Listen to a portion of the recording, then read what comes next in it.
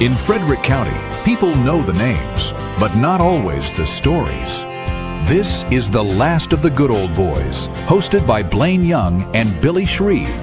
Each episode, we sit down with the movers and shakers of Frederick to talk about the moments, the risks, and the values that shaped who they are today. No sound bites, no spin, just real stories from the people who helped build Frederick County. This is The Last of the Good Old Boys. This episode is a proud production of the Everything Frederick Live Podcast Network. Your home for Frederick's best podcasts, streaming daily on YouTube. Welcome to The Last of the Good Old Boys. I'm your host, Blaine Young. Joining me to the left is my co-partner, cohort, co-East Coast Billy Shreve. Billy, how you doing? Doing great, man. Back here in the Mid-Atlantic. Loving it. And our guest tonight is the one and the only Michael Kuster. Michael, how you doing? I'm great. How are you, Blaine? Back from Oregon, right? Yeah. I went all the way out to the West Coast, put my feet in the Pacific Ocean, and played some music out there for him. So, that's awesome. Yeah. We're going to jump into all that, but I tell you one thing. Day after the election. Yeah. Wow. I tell you, the show's called The Last of the Good Old Boys because in Frederick, there's, we're going to see it with some of your photos. There's all these connections and families and, people have been in Frederick and rooted in Frederick. They always know the backstory and how to connect the dots to get a hold of someone. But, I kid around in political office. I said Chuck Jenkins was the last of the good old boys in terms of type candidates. And my goodness, did he dominate. I thought, when I went back and forth with Chuck, I said, I think you're going to win handedly, but it's going to be like 72-28. And I think it ended up being like 85-15. Yeah. I mean, that was impressive. But one of the things you've always said, Blaine, is everyone likes a good comeback story. And after Chuck went through all that, he had a comeback story, and I think people thought they had to come out for him and support him. Well, I think the comeback's going to be whether or not he pulls the general off. What I wanted to see was whether or not there was any erosion of a base of support in the Republican Party.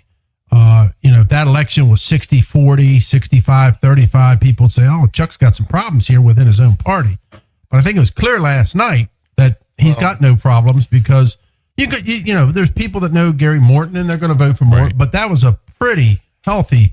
He did what he needed to do in that primary to roll into the general. I will tell you, But what? The percentage was higher, his percentage of the vote, but the total votes was down. Well, the vote's the vote. It's a primary. Yeah. I think Chuck does a good job and always has done a good job of maintaining contact with everyday people. And people know him. He's part of the community. And even when I was on the Central Committee with the Democratic Party and we were on pressing issues together, we've always been really good friends. We don't see eye to eye on everything, but he's a good guy. Yes. And he does the right thing. We would be out putting campaign signs out as Central Committee members, and we'd run into each other at a school and say, how many you got left? Yeah. I got this many left. Said, let's just split them up and we'll I'll put out half of yours, you put out half of mine. And here's the key. Save everyone's right. If you reached out to him and needed something, he'd take the call and try to help you. Oh, absolutely. He has always answered my call and tried to help me no matter what. And he'll do that for anybody. Yeah. Now, I was hoping that Tony Lawson would win the other side of that primary. Yeah. I thought it was a time for a change from Carl Bickle. Nothing against Carl. Right. But to me, that would have been an interesting race. I agree. I really thought Tony might pull more of it. Yes. Than he did. Yeah. I agree. And I like Tony, and I've had him on the show. I like everything about him, and I hope that he doesn't get discouraged and seeks future political office, sheriff, whatever it may be, because it's tough to put yourself out there. Yeah, yeah. I think nobody was surprised about April Delaney beating Trone. No, Were any of you all? I wasn't. I thought it'd be tighter because they both spent so much money, but the Democrats really got behind April, and all the people that were elected and relevant were in her camp, except for a couple. Trone had some supporters too that were elected that were strong. But she had more. She had more. I understand that, but it was. I didn't find any other surprises that jumped out at you guys. I mean, some people. I thought. I thought the big races were Chuck's race. We talked about that. I thought Kai Burhan's. He was out there knocking on doors every day, and he just didn't resonate. Yeah. It's an anti-growth district, and the other guy had a stronger anti-growth message. Kai Burhan's did an excellent job. I like Kai. I supported Kai. Hope he doesn't get discouraged, but when you get in those districts, it comes to more of the localized issue, and it's an anti-growth district. There are only 11 precincts in his district. Some of those districts are small. Really? I never really paid attention, but and then I thought the Holtzinger Fouché race. It was two good candidates, two very different candidates. Jeff definitely has won in the city before, so he had that huge advantage going into it. But you talk to people and like families would be like, I'm voting for her, I'm voting for him. Yeah, I didn't know how that was going to go, because she seemed to have a lot of that support for the this anti-data center stuff. But I called it when Jeff was running for mayor. I said he was the dark horse in that race, and he came out and so he's got it. I wasn't surprised. I wasn't surprised that Jeff won it all, because Diane came out against data centers, and Jeff has been against it from an infrastructure standpoint on the water. Right. Yeah. Right. That's the type of leader you want, that knows and says our infrastructure, and here's how and why and what needs to be done from an infrastructure point of view. Yeah, yeah. And I don't think he just hung his hat on that one issue either. And he's a very humble, well-liked guy. Yeah. Also gets around like Chuck does. Yeah, absolutely. Yeah, absolutely. And speaking of that mayor campaign, Jeff ran a better campaign in this primary than he did when he won the mayor's race. Much better. After we did that episode of Pressing Issues, his wife came up to me and said, "Thank you for that." Kind of like spurred him along in that primary because I don't think he was invested in it as much. He's an engineer and a lawyer. He's not a politician, so sometimes you need that little goose to get going. So we're going to get in your life story, but there's a couple races. Number one is, do you remember who he beat in that primary? And he was only less than a handful of votes. I don't remember who was in that. Joe Baldy. Was it really? Yeah. And it was maybe like 2, 3, 4 votes or something. And there's another good guy. And people don't realize Jennifer Doherty only beat Meta Nash by like a handful of votes. Yeah. That mayor's race went down. Yeah. And then, of course, I think a lot of people were surprised that my brother Brad Young did not make it through the primary. That was very surprising. Very surprising. Absolutely. I was a little concerned and worried. I didn't know how, because again, he was the target for the data centers. Right. Target number one, even though Renee Knapp was on that as co-chair. But for some reason, she remained very quiet, unassuming, and you had to pick two of the four. And I think some Democrat, I think part of Renee doing well was because April Delaney did well, and a lot of women went in and voted for women. I agree. That's the only thing that I could figure out of that, because I thought either they were both going to go down or they were both going to go through. And with Brad and Renee, one of them hitting and one of them not, that's the only thing that explains that. Yeah. And I think that's true on the Republic or on the Democrat side. And I thought that might be true for the county executive race on the Republican side, but that did not play out. Yeah. So the disappointments for me was on the Republican side was Robert Ficker, even though I like the guy. I just don't think he was the best person to put forward to have a shot in the general. And I like Dan Cox a lot. But again, I think he had his chance. And I think it pretty much ensured that Wes Moore is going to get a second term unless something crazy happens. I agree. I was surprised that the Republicans went with repeating the Cox against Moore. That's just. Well, what I was hearing was, I was in the booth and I looked at everything and I'm thinking, I love Dan and he won big last time, so I'm going to vote for him again. He's always been a good friend.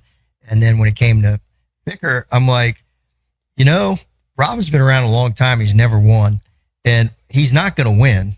He might not. He probably won't win. But I said, if he's not going to win. Don't say probably. He ain't going to win. Well, I'll give everyone a chance. No, right? well, he paid his $25. He's on slow boat to China. He's in the It's a race. very slow boat. But I said, if the guy, if none of them are going to win, let's have some fun. And I think a lot of people did, because Vicar is very vocal and he's out there, and it's going to be entertaining. Well, Roscoe Bartlett said it best. He celebrated his 100th birthday, but he used to get criticized by, if you all remember, a congressperson named Connie Morella. Yeah. Oh, yeah. Connie was very liberal for a Republican. Yeah. And Roscoe Bartlett said, here's what you all have to realize, because they were trying to primary her. Right. I will take a Connie Morella any day of the week over a Democrat. And you need to, now you got to remember, he's Republican. Right, right. From that viewpoint, if you all go that route and do that to her, then we will lose that seat. She is the best person to represent the views of that district. And of course, she got redistricted and moved on. But let's get started. Michael, where were you born? I was born in Washington, D.C. Holy, Really? I was. Not in the barn. So how did that happen?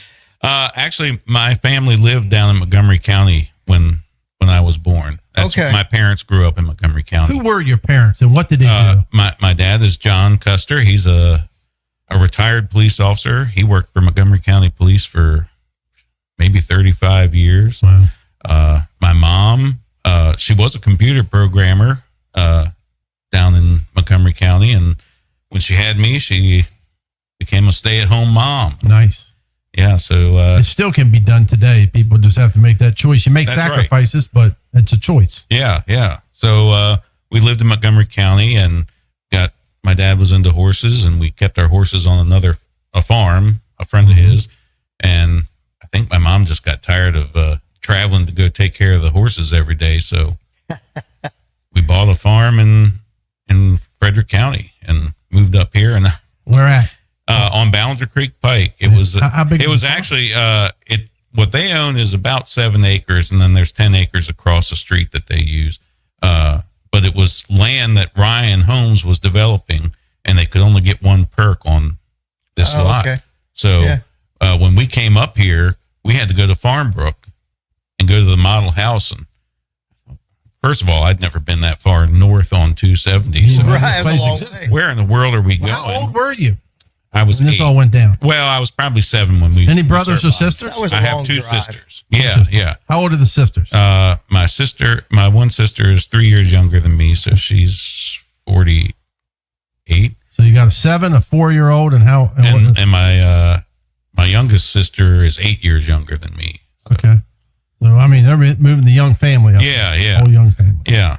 So I didn't know where we were going, and then we pulled into Farmbrook, and I thought, this isn't a farm. Where are we going? Yeah. Yeah, what kind of farm is this? Yeah. And they sent us, you go out Ballinger Creek Pike, and you can go look at the property. We went and drove in the middle of nowhere, and we bought it.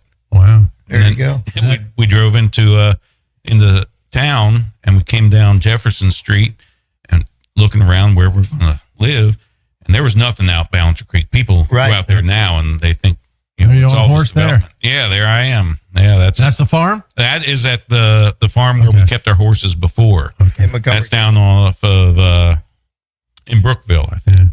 But you're right. There wasn't much out there on Ballinger Creek. No. Every year I'd go out to the fair to the cable vision booth. So when are we going to get cable TV out there? And they'd look at the map and say, boy, there's 20 houses down that street. You're never going to get cable. Right. It's not I happening. mean, like Capsine Road was still like a gravel dirt road. It was, Yeah. there was nothing out there. Well, even today, where your house is down there, like you start driving out of the developed area of Ballinger, you're like, wow, this is out there. Yeah.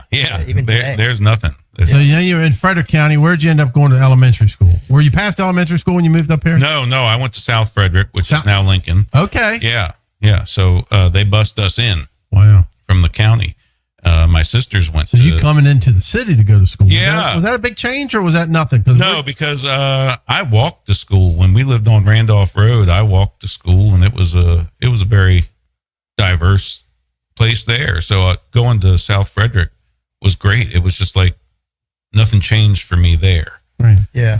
Living on the Have to farm. walk anymore. Yeah, living on the farm was the big change, because before I could ride my bicycle up to the Roy Rogers up in Glenmont. And then I'm on the farm. I can't go anywhere. My best friends are horses and goats. Yeah. So I'm assuming you go to West Frederick, right? Yeah, I went to West Frederick. So what was your childhood like? What were your interests? Was it all based around agriculture and farming, or what did Michael like to do? Well, I was very much into science and music and computers. Really, So you were even in music back then. Yeah. I started playing music seriously in 4th grade. Seriously, Yeah. started playing music. Yeah, but I was in the church choir when we lived down the road. Okay. So What church down there? St. Paul's United Methodist Church down in Kensington. Okay. Yeah. And then we came up here and we went to Trinity for a while. And then when I was old enough, my friends went to church at St. Luke's in Figgyville. So that I switched to going to St. Luke's. A real country church. Yeah. I could ride my bike, or if I was lucky, mom and dad would let me ride a horse over. Cool. Yeah. So you get into Frederick High. What was like you explained a little bit about your childhood. What was like at Frederick High? What were you interested in? What were you doing? I'm sure FFA.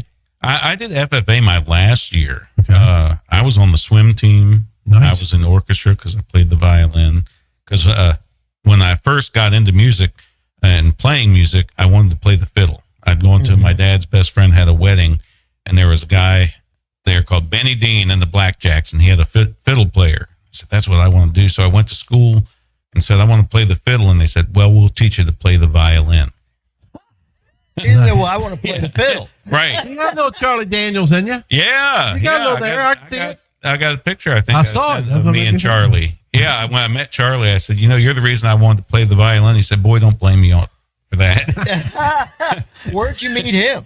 At the fair. I was, Yeah, at the fair in 92, Jim Grimes took me backstage for that. I was the 4-H king that year. And then not too long ago, he played there with Travis Tritt. Yeah. So can you play his song, The Devil Went Down to Georgia? That's a tough one.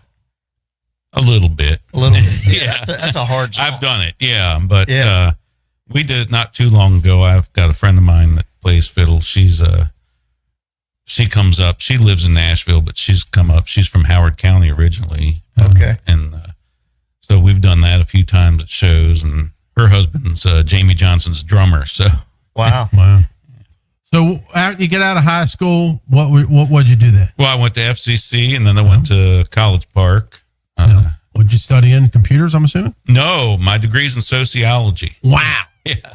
Yeah, and I took that. Why'd you do that? I took the ASVAB test, like we all had to, and the military said, "Oh, your skills are computers. You need to do computers." I don't want to do that. I want to work with people. Right.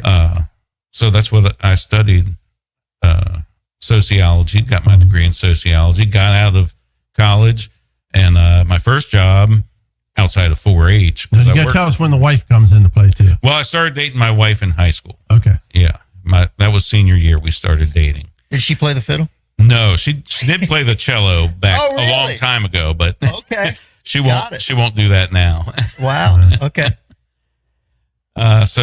And we dated through college. We even at one point decided, well, we'll see other people while we're in college, and that just never really happened. So I've been with Emily since 1992.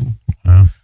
Congratulations. Yeah, thank Good you. for you. Yeah. Thank you. And, so we went to college. She went to Towson to be a nurse, and I got a job at the health department.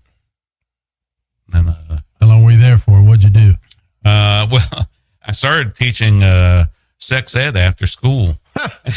That was my sociology job, and then Seems Dr. like something I Bose, should be teaching, not you. yeah, Dr. Bose was the health officer, and he I came. remember Dr. Bose. Yeah, he was too. a great guy. Yeah. Great guy. I loved working for Dr. Bose. He came up to me one day to my cubicle when I was in the nursing division teaching sex ed, and I did HIV testing and all Yeah, that was sorts of big when things. you got into it. Yeah. And he came to me, he said, somebody told me you're good with computers. I said, yeah. And he said, well, we got this job to be in charge of computers here at the health department. I'd like you to apply for it. I said, well, what does it pay? And he told me, sign me up. Yeah. I'm teaching sex ed. Right. So that's how you got into the computer end of it. Yeah. So then people started finding out I was doing computers, and I had like some guy that owned a mortgage company contacted me and said, we'd like you to do some stuff for us. And then Started doing it on the side. I was doing that on the side in the evenings. And finally I just said, I could do this full time. So how long were you at the health department for doing the computer? I was there 5 years. 5 years. And then you launched. Then I launched Digital Age Solutions. Digital Age Solutions. Yeah. And I remember you had a shop at a couple different places, didn't you? But one I think was over by Walters, wasn't it? Yeah. Walter and I were neighbors. Yes, that's right. Yeah, and then I knew they were going to tear that down, so I bought an office condo out off of Ballinger Creek Pike, Crestwood Village Boulevard area. And so that's your full time bread and butter. Yeah, that's how I that's your pay meat the and bills. potato. Yeah. At one time, you were like making computers and. Yeah, we still build computers, not as much as we used to, but When you say we, how many of it is it? Just you? 5. 5? Yeah. Wow. So you're running out doing troubleshooting, all that stuff? Yeah, a lot of it now is managed service provider. So a lot of it's sitting there looking at a dashboard, and you see where there are problems and where something needs to be fixed, and you can do all of it remotely. But I still go out. I was out at the fairgrounds this afternoon because they called and said something's not working, troubleshooting some fiber optic cables. So Wow. So what kind of stuff? Yeah. What kind of stuff do you do in your business, and how can they find you? Oh, we do everything from helping people with home computers to small businesses, and up to like Dairy Made Dairy is one of our customers, and You got some big companies. Too. yeah. So antivirus, we do the networking, we plan networks, manage networks. Any and everything they need. Yeah, anything technology wise. From a homeowner to a major company. Right. Yeah. And they can find you got a website. Yeah, you can go to Digital Age Solution, no S at the end, .com. How long have you been in business now? Since 2005, so Yeah. 21 years. 21 years? Yeah. That's great, man. Wow. So in your spare time, Yes. well, first of all, you got a little politics in you. Talk about the little politics in you. Well, yeah. Because you got some connections. It's the last of the good old boys. Talk about them dots. Well, when I was in 4-H, I got to know a lot of people like Jimmy Grimes. Yeah. And you ran And Doc 4-H or McClellan. something, right? I did run 4. Yeah. Yeah. I've done everything. Yeah. All right. You and Tim met. Yeah. So and when I was in 4-H, I became interested. I like all the politicians. I like seeing what was going on. I followed politics a lot, and my degree was in sociology. So, that kind of thing interested me. And when they opened up the Board of Education to be an elected office, I ran, and that was the first time I ran for office, and that was a nonpartisan election. But I was a Democrat. I went to Tom Slater, who was the chair of the Democratic Party, and said, I want to run for Board of Education. I'd like your support. He said, well, that's nonpartisan. We're not going to get involved. Thanks. Yeah, those central committees always help, don't they? Yeah. So I decided I was going to get involved. Yeah. So then I ran for alderman that next year, 2001. I didn't get in through that, but then Michael had me on pressing issues and on political commentary. Yeah, and then I thought ran you had a for connection to Central Sally Murphy too. So Oh yeah, Come on, yes, man. That's I the do. good old boys. Yes. That's where I thought you'd start. My connection wife with alderman. Well, first people don't realize Murphy Plumbing. Then there was an alderman named James Murphy. Right. And he's Jim Murphy. He served with my father, who was mayor of the city of Frederick, and he passes away. And then Sally Murphy gets elected, and I believe served, 2-3 terms? Yeah, I think at least 3 terms. Yeah. Yeah. So, And that's the plumbing company out beside McDonald's on Rosemont across from Fort correct, Dietrich. been there Right, forever. right. You see the political signs. Yes, that's right. Yep. So James Murphy was my wife's uncle. Yep. Okay. So my mother-in-law and There you Jim go. Murphy were siblings. So Sally, Remember the color of their signs? the green, That's yes, right. The green and yellow, green and wasn't it? yellow, yeah. They were the first Right. ones. Yeah. So Sally was an alderman. So with that time, I decided I was going to run for alderman. She was not alderman anymore. She wasn't running for re-election. So that was, I had to pass everything. I had to pass inspection through Sally Murphy and through Mr. Murphy, Mr. Charles, who we call Granddaddy. Everything had to go through him, and he's a tough inspection. You had to get his blessing. That year I had to get Sally's blessing. I had to get Granddaddy's blessing. I went down to Paul Gordon. I had to get his blessing. Found your dad, talked to him. All the politicking. Well, that's where I say this is the last of the good old boys. Yeah, there's these connections. Right.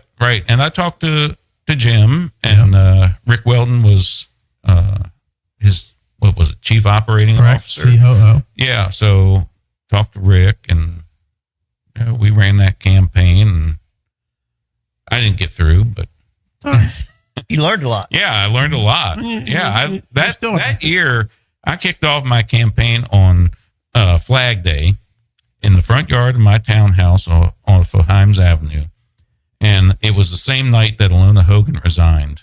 Oh my gosh! And she had called. We used to have. That was back when we had a TV news show on Channel 10. So she called me and said, "Now nobody knows this yet, but I'm resigning from office, and I'd like to announce it. And I know you're having your kickoff, and the TV's going to be there. So is there a place I can have my interview?" So she announced her resignation in the living room of our townhouse there. Wow. Yeah. Wow.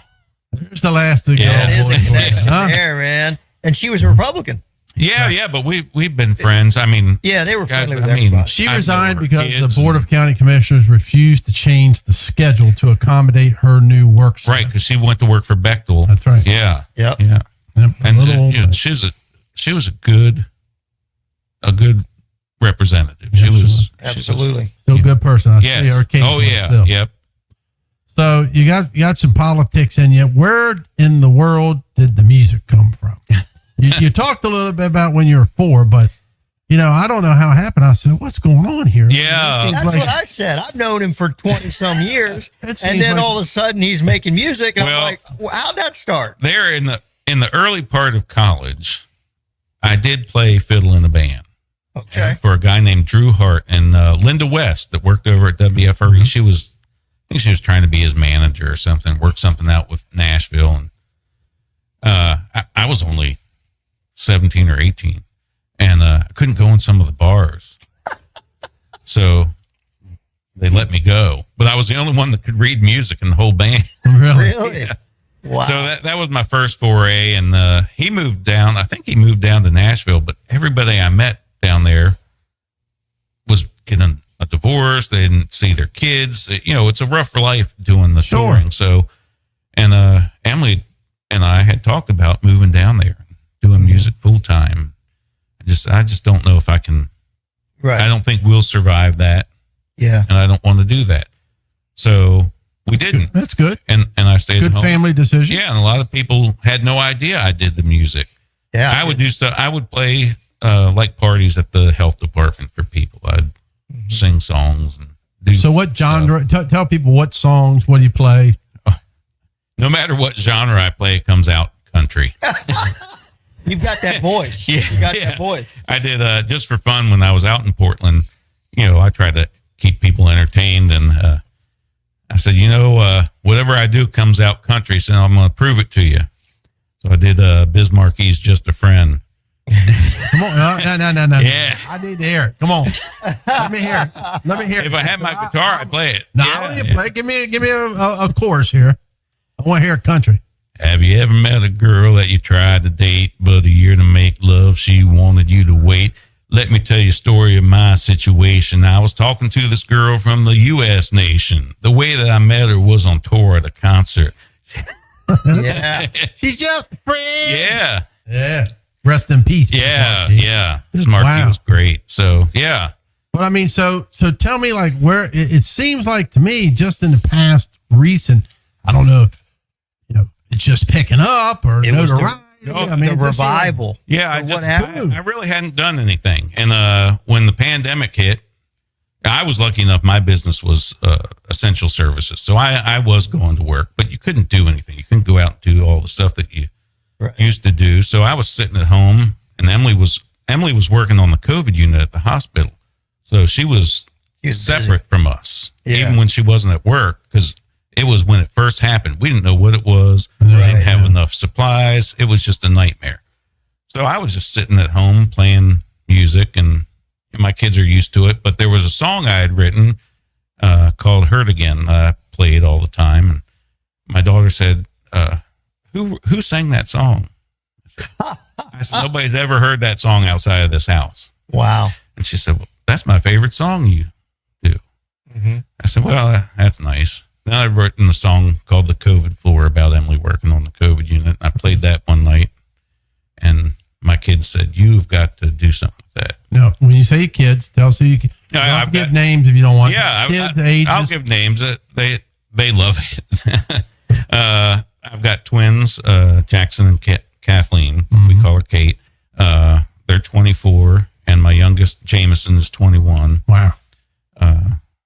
So I was playing music, and so they were in their mid-teens. Yeah, they were teenagers. Yeah. They were not just when they told me that they liked my music, I was like, Right.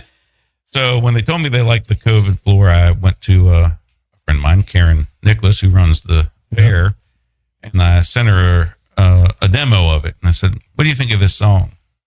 She said, you got to do something with that. Yeah. So I started sharing. Wow. Yeah, I started sharing songs on YouTube. It was just me sitting in my leather chair in the den playing the guitar, and it was getting some traction, getting some notice. And one day I get a phone call from a guy in Nashville. Wow. I said, this has got to be some prank. So literally, literally you're posting on YouTube, you're getting some traction, phone rings, and it's like a guy from Nashville. Yeah, he said, I'm a producer. I think we can do something together. Were you like, I was like, oh, that's how nice. do you verify funds? Yeah. I was like that. That's real nice. And I had, I hung up and looked up who this guy was. This guy's actually legit. Yeah, he's legit. How'd it call back? Yeah. So it was still the pandemic. So we started doing stuff remotely. Now I'd record stuff at home, and he'd get session musicians come in one at a time into the studio down there, and come to find out the guitar player he's hired is Billy Ray Cyrus's music director and lead guitar player. Holy and he says, we're going to do a Zoom call, and you can watch. We're going to record this, and you can tell him how you want the sound. And the first time you hear somebody like that play your song, I'm like crying, like, yeah, this is a real guy playing my music. You're like, I'm not dreaming. Yeah. So now, how did you make sure that you owned that song though, in terms of like not somebody?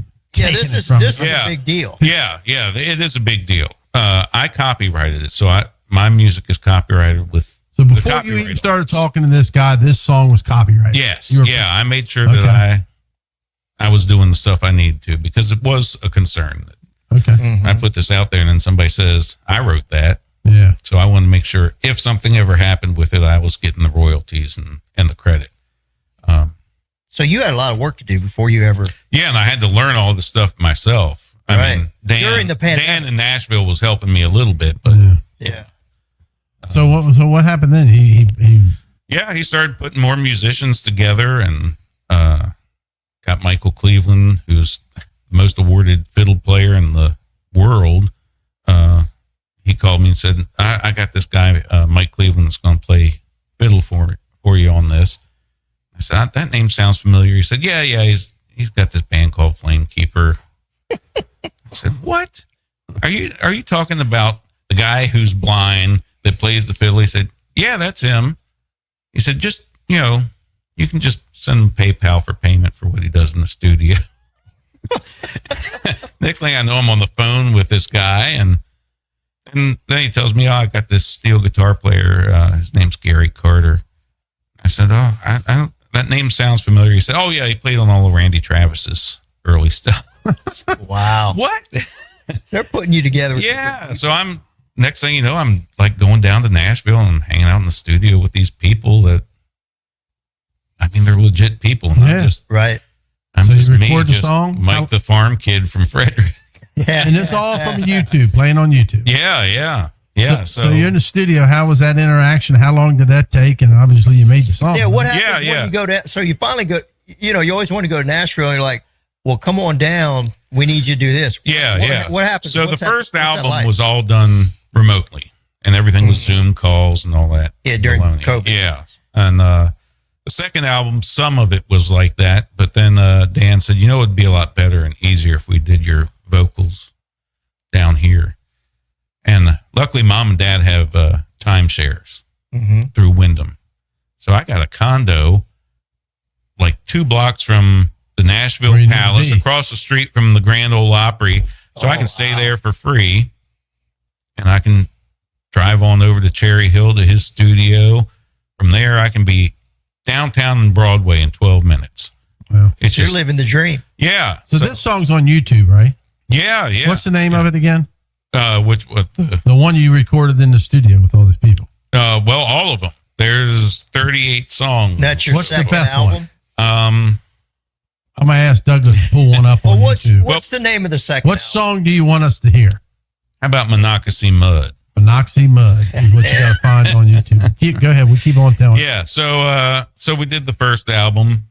That did great. So what was it like when you walk in the studio with all those people for the first time? Well, it's humbling, and you feel like an imposter at first, and then what makes you not feel like an imposter is like Chris, who's Billy Ray Cyrus's music director and guitar player, will say, "I just can't figure out what you're doing here. You want me to show you?" And it's like, "Yeah, grab your guitar." And then I'm showing him a lick that you got it. Wow. I'm like, then it's real. Insane. Why am I showing you? Like, he plays on the Grand Ole Opry. Right. Yeah. Hey, that's some serious being humble there. Yeah. As a musician. So play that up, Douglas. Let's hear this a little bit. What is this? Monocacy Mud. And this was part of the album 1 or 2? This album 1. So see if we can get to play it. That barn there, Jimmy Grimes said, "Where's that barn?" I said, "That's in Mountaindale." He said, "I knew that was on the Murphy property." He knew where it was. Yeah, he knew exactly where it was. I could see mud squeeze between my toes as I cast out of line without a worry on my mind. Fishes are plenty in this river by my home. Naked to the knees, I can feel them swimming by. Tucked in critters serenade along the shores, singing to the rhythm of the rambling flow. There ain't nothing better in this whole wide world than talking breezes and Monocacy Mud. That's awesome. So, Better Late Than Never is the album? Yeah, that's my first album. How'd it do? Never. It did great. What's great? I sold a lot of copies. Like what? Got a lot of spins. I think we're close to. I really don't know. It's a lot. But Saving Country Music named it one of their top albums of 2022. Really? Yeah. I mean, what's a lot? 10,000, 20,000? Oh no! Stream wise, it's probably closer to 1 million. What? Yeah. So when you start seeing those numbers, like what was exciting? What was when you got to 100 exciting? Yeah, when you get to 10, it's exciting because you get the right. one. You're like, holy who knows who I am. So you're like, holy shit, I got 10. Yeah. And then you're like that song, The COVID Floor, got to 65,000 streams, and I thought, what is going on here? Like, how does anybody know that this is out there? Mm-hmm. And then that song, Monocacy Mud, is the most played song I have on Spotify. Which is it blows my mind. I mean, it's thousands a week. Yeah. Thousands a week. Yeah. Right? And I'm like, who? And it's not Frederick, because Spotify will show you what cities are playing your music. What's your number one city now? Yeah. It's not Frederick. It's not DC. It's not Baltimore. So these people are listening to a song called Monocacy Mud, and they don't even know where the Monocacy they've is. saved it to their playlist. But does Spotify tell you, like, are you more popular in Texas or Tennessee or Yeah. What state are you popular in? Texas, California, Tennessee. Oh, okay. I mean, Portland is always in the top 20. I think that's why they hired me to come out to Oregon. Yeah. So how'd that work? I mean, you're over here you're playing music, going to Nashville once in a while. Yeah, yeah. And you end up in Portland. How'd that get started? I got a message on my website from this woman. Said, if you're ever in Portland, we'd love to have you come play. I wrote and said, well, Portland's pretty far away. I don't know that I'll be out there. And like 2 months went by, and she emailed me and said, we'd really like to have you come out here to the Showdown. And she runs a festival called Pickathon. So I looked it up and saw a lot of big names like Billy Strings and Big Thief, and, you know, not huge names but big names in the indie world. Right. So I wrote her back and said, well, I can come out there, but you got to make it worth my while. You know, I got to pay for airfare to drive out there, and got to have a place to stay. And she said, well, we got to deal with a hotel here in town, and we'll cover your airfare. And so I've got it. Go ahead, finish it. So I told her, when you want me. And she said, in a month. I said, well, okay. Sign me up. Yeah. So I did it, and they got me an opener, and they sold tickets, and really? I went So out was there. Was that your first like out of nowhere contact and come and, you know, this yeah, far for away? something. So where all have you big. played? Some of the most of the stuff is around here. You know, I played the Great Frederick Fair. I played in the streets. I played National Harbor. That had to be big. I mean, yeah, as a guy the from National Harbor thing was crazy because it was some festival. I didn't know what to expect, and I thought this is going to be like 100 people there. It was thousands. It was over 10,000 people sitting there in front of you, and you're like, that's a big deal for me. These people want to hear me sing my country music songs and Monoxy Mud. Yeah, but we had a great time. It was fantastic. Yeah. So here I've got it. Are you going to run for politics again? No. Come on, we want one more race. If you remember, "You Are My Sunshine" by Jimmy Davis, I do know governor. that. Yeah. That's when they wanted to reform Louisiana and clean it up, and he played that song. You got to get your guitar, and at every campaign stop, play Monoxy Mud. Okay. And just run for like county council. Right. Well, I think you're in the Northern District, right? Yeah, I'm in District 5. Yeah. They'll eat that up. That's it. You gotta just do it to have fun right. one time. Every time they do a debate, Mr. Kuster, you got 2 minutes. Just play 2 minutes. That's it. How do you feel about affordable housing? Play first. Just play. Keep playing the song. That would be the greatest. That would be fun. And you'd have fun. Well, I always love that David Brinkley rode his horse, so I would do that. Yeah. Yes. Absolutely. So, second album? What type of traction did that? The second album, it's really the second album. I don't think has done as well as far as sales, but as far as number ones on indie radio, that one's by far. I've got the most number ones off of that, and that one's. When you say number one what? So on the independent music charts. Okay. So not on Billboard, because they only count pretty much if you get into the really big stations, and those are only going to be labels, big labels. And I'm not signed to a big label. So they own the radio stations. Yeah, pretty much. It's a sealed it's a deal. different it's a different ballgame. Yeah, in the old days where you could walk in with your record and talk to a DJ and get them. Right. Sometimes that's how people got their break. If you got one major DJ to play.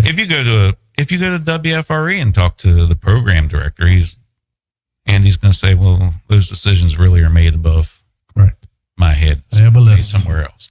So all these indie stations have been great to me. The UK has been great. The United Kingdom, like Great Britain, Scotland, Ireland, right? Across the sea. Yes, across the sea. Yeah, really big there. So Australia is really good to me. Australia, like a 23-hour flight away. I've done a lot of radio interviews with Australian radio. Is that making you some do-re-mi, some cash? Yeah, it makes me some, not a lot, but you got to grow. So for all those millions, like you said, all the streams and all that. For streams, like Spotify plays 0.3 of a penny per stream. Okay, so do that.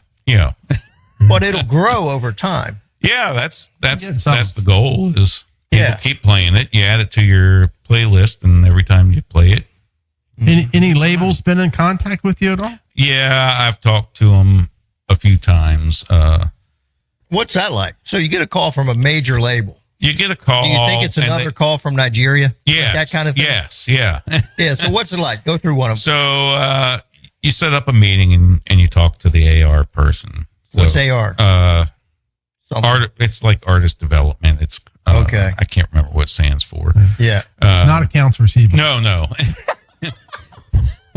So you talk to them, and then if you get far enough with them, then they want you to talk to somebody else at the label, and they want you to use their producers.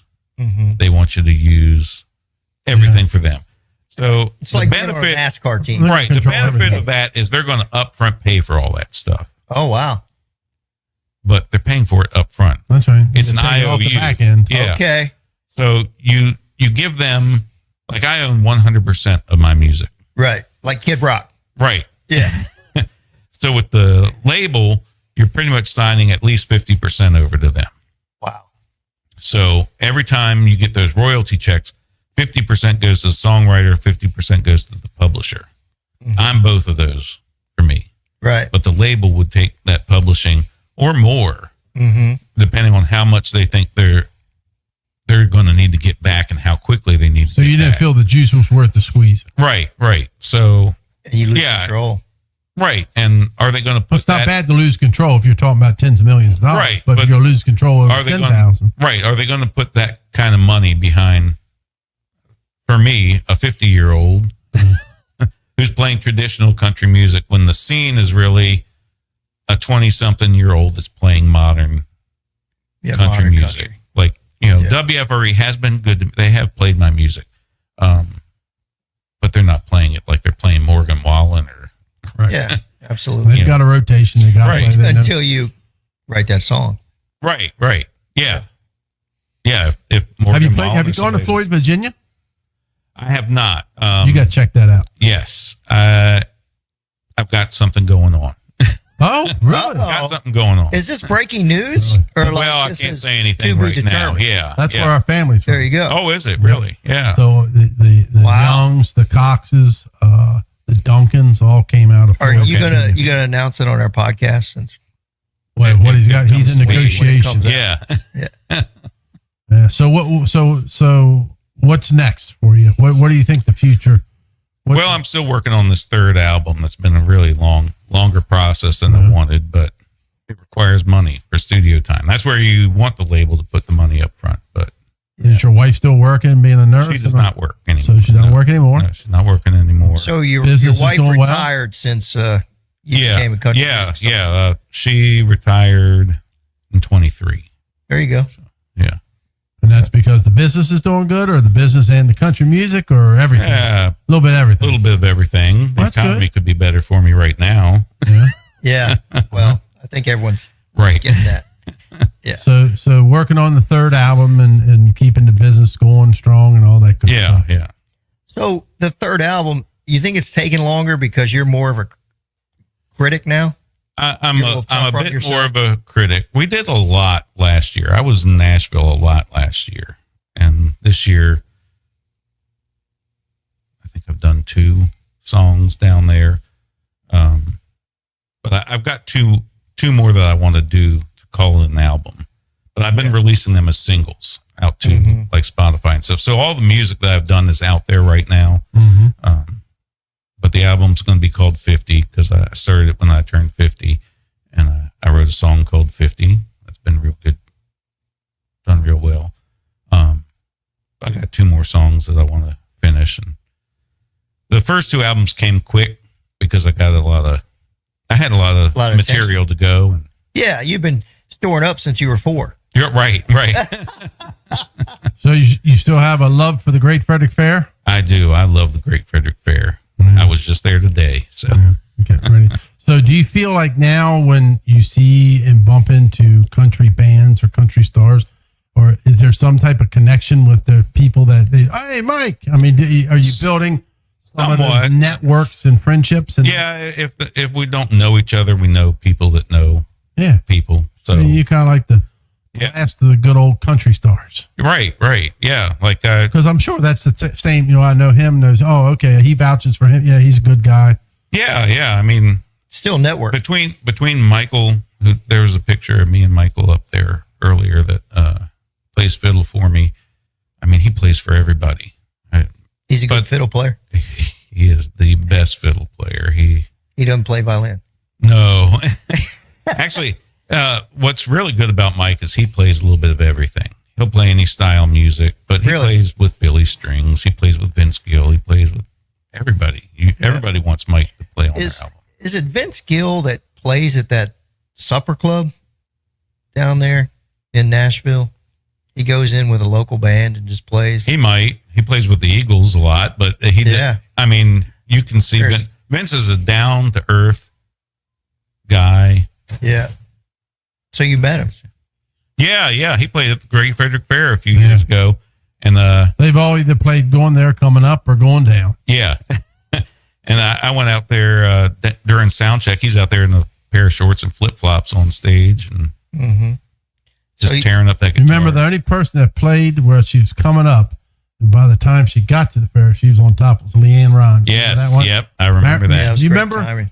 She tried to get out of it. Yes. Yep. And they told her that if you do that, we're going to remember you when you're coming back down. Right. And we'll make sure that you're blackballed. Right. That. George Moffat was running all that. Yeah. George. Yeah. Attractions and all that. It's just unreal in terms of how that works. So, want to run through the picture? If somebody, I want to ask you, they've been running the whole time, but if somebody wanted to have you play in Frederick, they're saying, so first of all, they can find your music on Spotify. Yeah. They can find it on YouTube. What's the easy? Just Google your name or what? Yeah, you can go to MikeKuster.net, and it's Kuster with a K. Okay. MikeKuster.net, you'll find videos, you'll find links to all my music.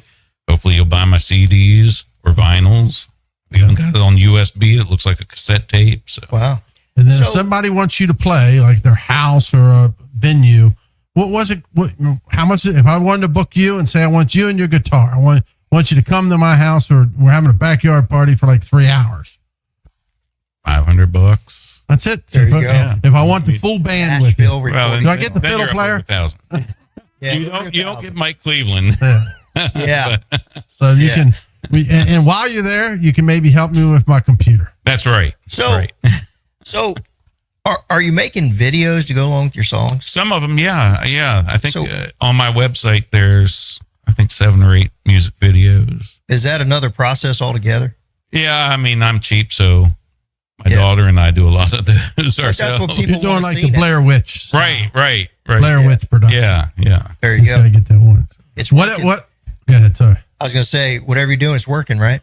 Yeah, I think so. Yeah. Okay. So what else do you want to say before we take a break here and we get Jeff Holtzinger on here to kind of wrap up the show? Well, come out, buy my music. Come out and see me at the Walkersville Carnival on July 3rd.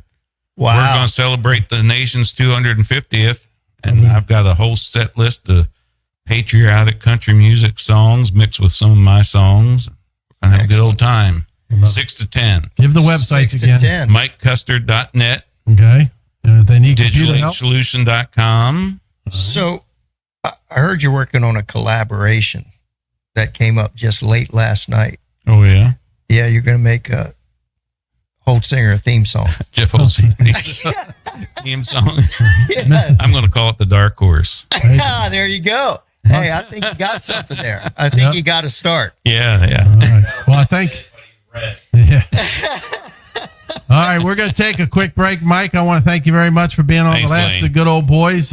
We'll be right back with more, and we'll talk to Jeff Holtzinger, who is going to be the Republican candidate for county executive as he marches on in Jeff Holtzinger fashion to the general election. We'll be right back with more. Sponsored by A&S Construction is a local and award-winning woman and minority-owned business located right here in Frederick, servicing Frederick County and surrounding areas. A&S Construction specialize in roofing and siding, windows and gutters, and they can even build you a new patio or deck. Call 301-703-2157 or email info@ansconstruction.net. You can get $750 off any roof or siding replacement or $50 off any roof repairs. Just tell Sandra that Danny sent you. Sponsored by Taco Bar in Frederick and Gaithersburg and Taquito in Hagerstown. Taco Bar is in West Point Plaza off Route 40 in Frederick and at 3 Russell Avenue in Gaithersburg. And Taquito is at 812 Frederick Street in Hagerstown. Taquito offers the same great quality food with a drive-through experience. TacoBar1.com or Taquito by TacoBar.com. Welcome back to the last of Good Old Boys. I'm your host, Blaine Young. To my left is Billy Shreve, and to the right is Jeff Holtzinger.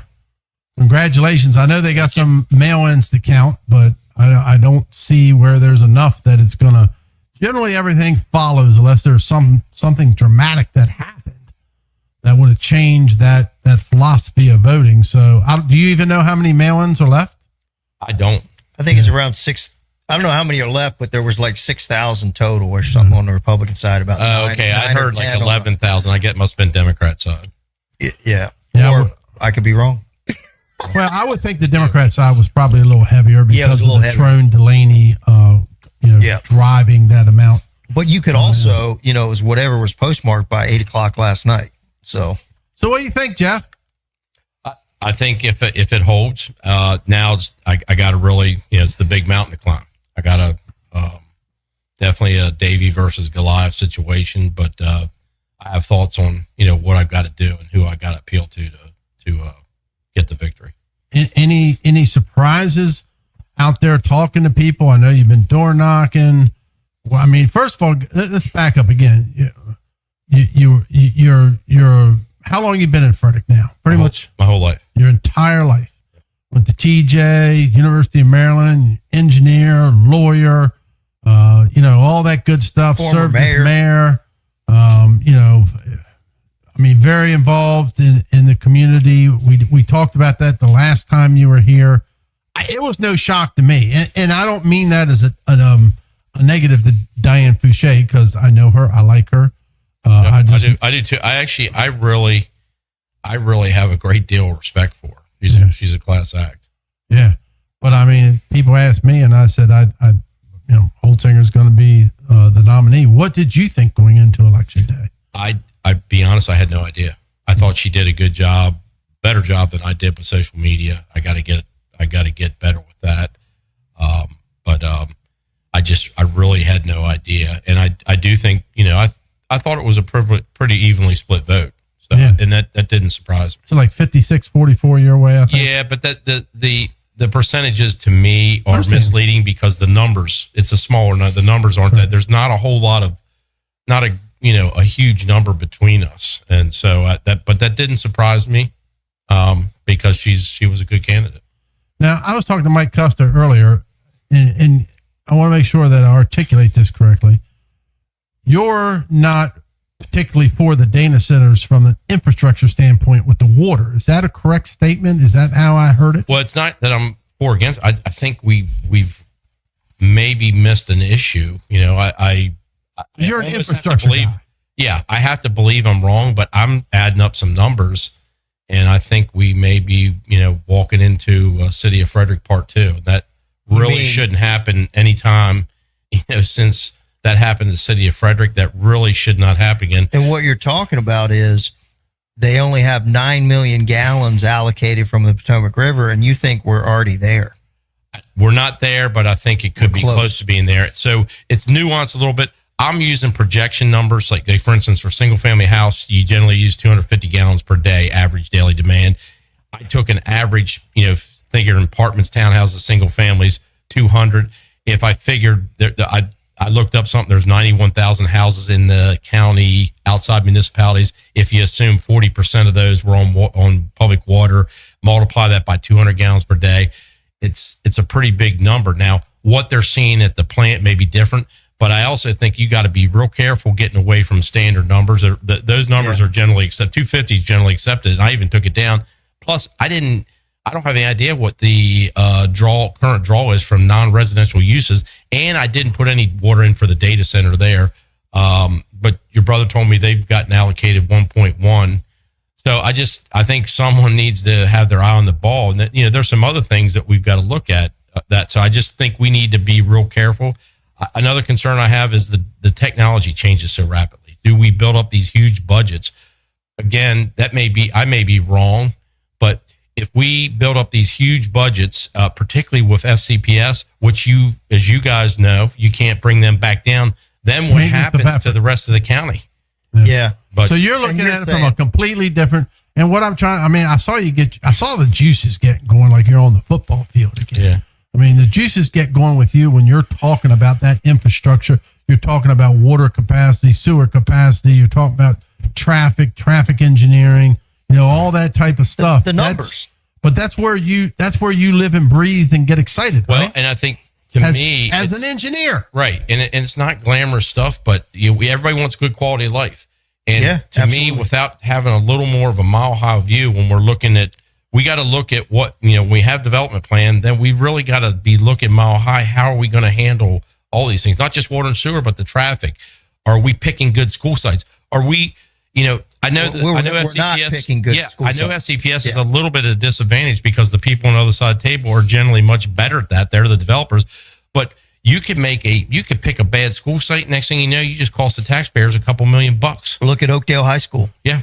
Look at the retaining walls that are eventually going to fall down. And I'll tell you right now, Butterfly Ridge, I moved that up. I had them move that site up front. That was in a hole back by 70. They would have had to, there was no way they were going to gravity sewer that.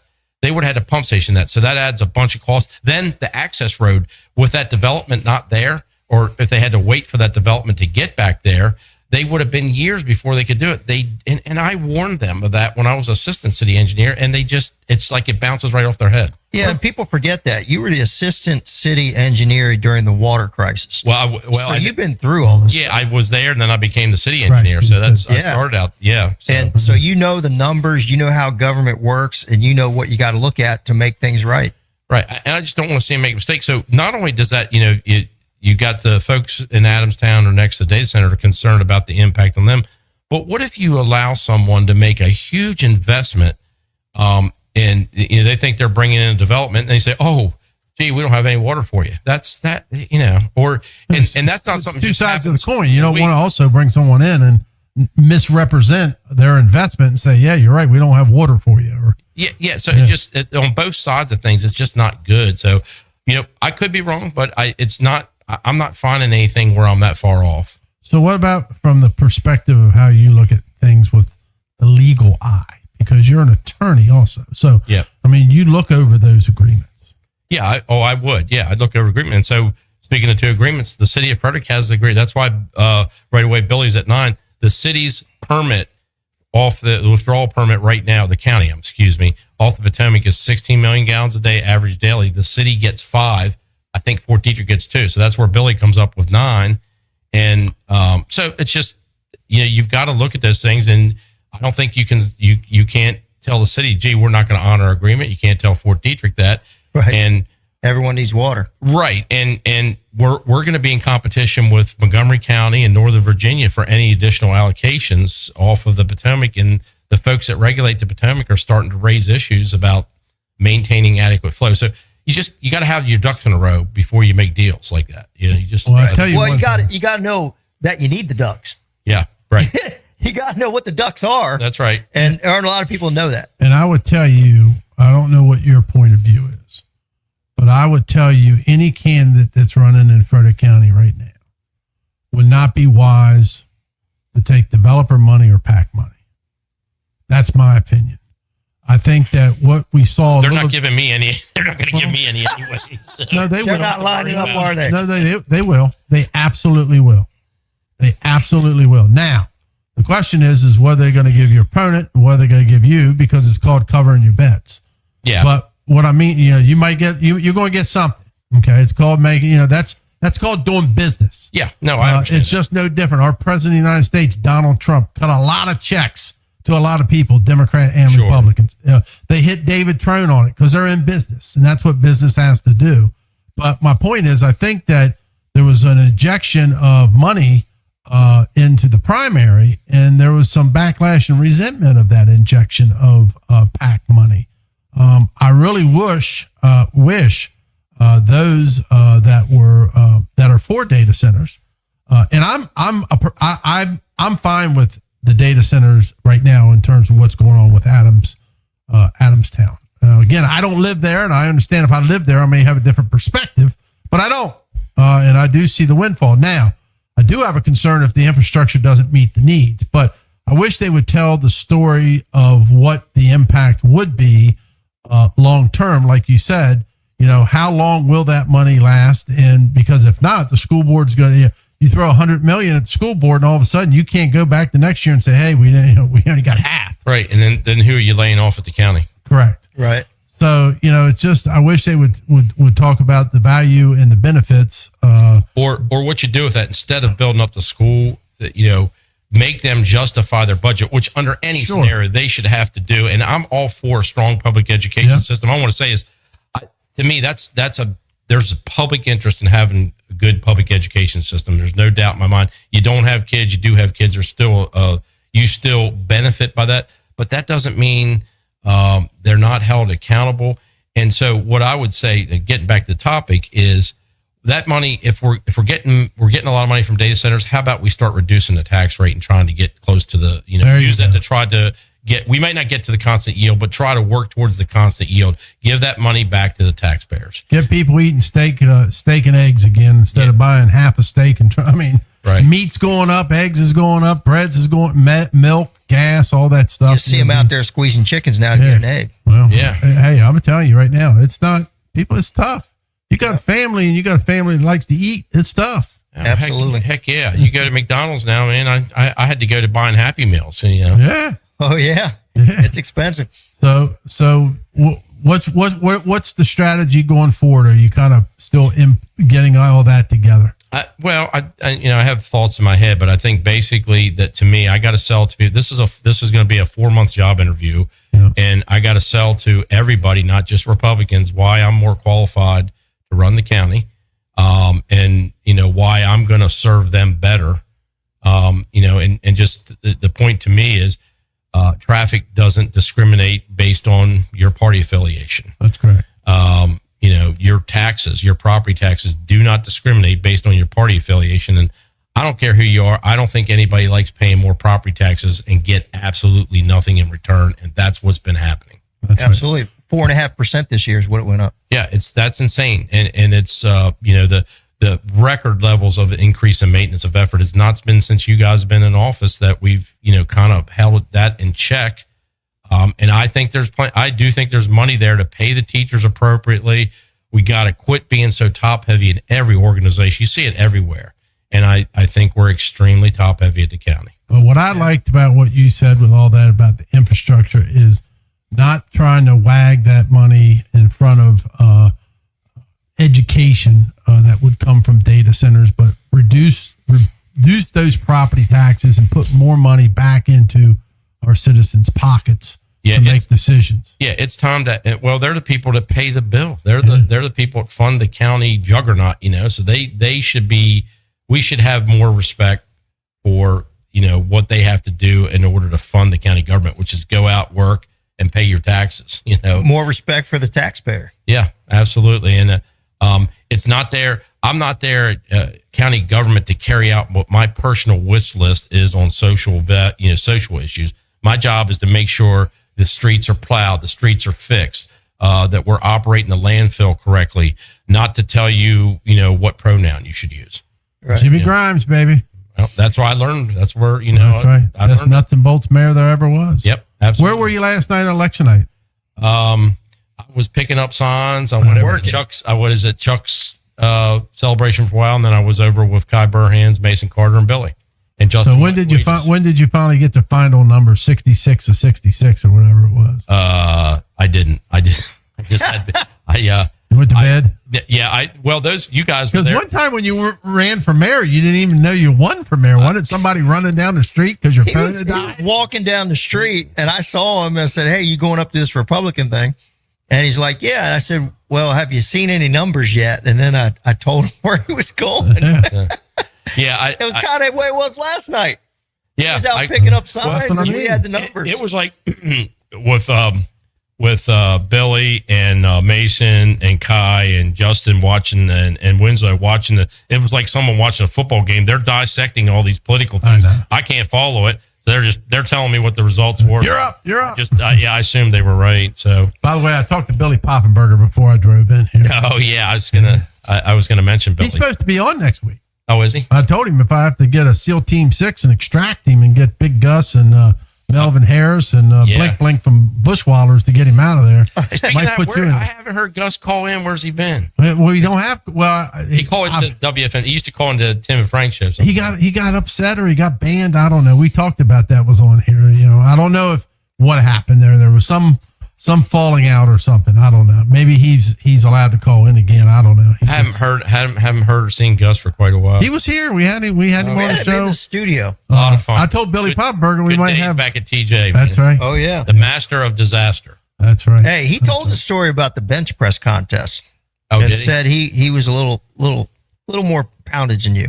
Did he? I don't. Yeah, well, Yeah. we'll have to see about that. We'll have to have an old man bench press contest. There you go. There you go. Remember we had that wings contest at Oh, Roy Rogers? yeah, No, yeah. sliders. I don't remember. Yeah. It was something with Roy Rogers. Hey. So what The best contest was me, Jeff, and Jimmy Grimes in that motorcycle race at Dutro's for like their 50th anniversary or something. They had a little oval track set up. that's good. But what I'll pledge right now, Go ahead. if I become county executive, I will not have a chicken gate part 2. No chicken gate part 2. I'll cover it up better anyway. All right. So where can people find more information, Jeff? It's Holtzinger for countyexecutive.com, and I need to fill out some more information on it, but it's the basic website. You can get the basic information. Can they about me. put that up there for us, Douglas? Holtzinger And I do have a Facebook page. for I haven't got a lot on it. Frederick.com? Holtzinger for countyexecutive.com. Holtzinger for countyexecutive.com. And you have a Facebook. And how would people get in touch with you, Jeff? If they want you to speak to their group or they want 301 Okay. 788 788. 1842, or they can do wjholtzinger@gmail.com. All right. Give that phone number And then one more time. if they go to your website, Yes. they can contact you through there. Is the phone number on the website? No, I didn't put it on. I will. Give that you bad got an boy again. email? Give that bad boy Yeah, my again. email is wjholtzinger@gmail.com. But that's on the website, right? Yes, it is. Give that phone number. That's what I like. A man to give you. 301 788 1842. There you go. Jeff, I want to congratulate you. And Thank you. Well, I'm sure we'll talk to you. And I'm going to be kind of cryptic about this Go ahead. because I don't want to harm anything that's happening in the proceedings before the circuit court in Frederick County. But should I be fortunate enough to win in November, you're going to get a 2-for-1. You're going to get my opponent's going to. She had great things to say about you guys, and when you guys were there, and I think she was an incredibly valuable asset to the county, and I think that was just not a good move. And so, if it's my choice now, obviously she would have a say in that, but she's coming along. If I get in there, she's coming along. And you're Great. We're not going to, I'm be a little bit less cryptic. Diane Fouget. So people that I know that work there have a very high opinion of her. She was good at her job. She has a lot of integrity. We met maybe a month and a half before she decided to run, and we were going to talk for 15, 20 minutes, something. We ended up talking for 2 hours. So we hit it off pretty well. So Good. I You like to have hit it off with everybody. well, I have a lot of respect for her. And I know, but I don't know of anybody that's, you get along with everybody. I tried to. Well, that's good. And you also respect people's But parameters. Kai doesn't like me. Why? Oh, is that true? I try. Kai Who Hagen, does he like? Yeah. Who does he like? the battle All right. of the Kai. I can even get along with Kai. There you go. Yeah. All right, Jeff, thank you very Thank you much guys for for having me. swinging Appreciate by. And this wraps up another episode of the Last Good Old Boys. I'm your host, Blaine Young. To the left is East Coast Billy Shreve. Douglas, thank you for all you do in terms of facilitating everything. And next week, we're going to be talking to King Coffee. Y'all remember King Coffee, don't you? From Frederick County. He was involved in county government for a long time. Then over there at FMH. And then the week after that, if we can get him, we get him in here, Jeff, is Billy Poffenberger. So yeah. Yeah, we're going to have Billy in here. So. He needs to bring you over a present, too. Yes. Well, I don't drink anymore, but I'll definitely Well, put you on can give it to me. Yeah, there you go. All right. All right, everybody have a wonderful night. Thank you for tuning in to The Last of the Good Old Boys. That's this week's conversation on The Last of the Good Old Boys. Join the discussion, drop your questions and comments, and be part of the conversation. Catch us live Wednesdays at 6 p.m. on the Everything Frederick Live YouTube channel. This episode is a proud production of the Everything Frederick Live Podcast Network. Your home for Frederick's best podcasts, streaming daily on YouTube.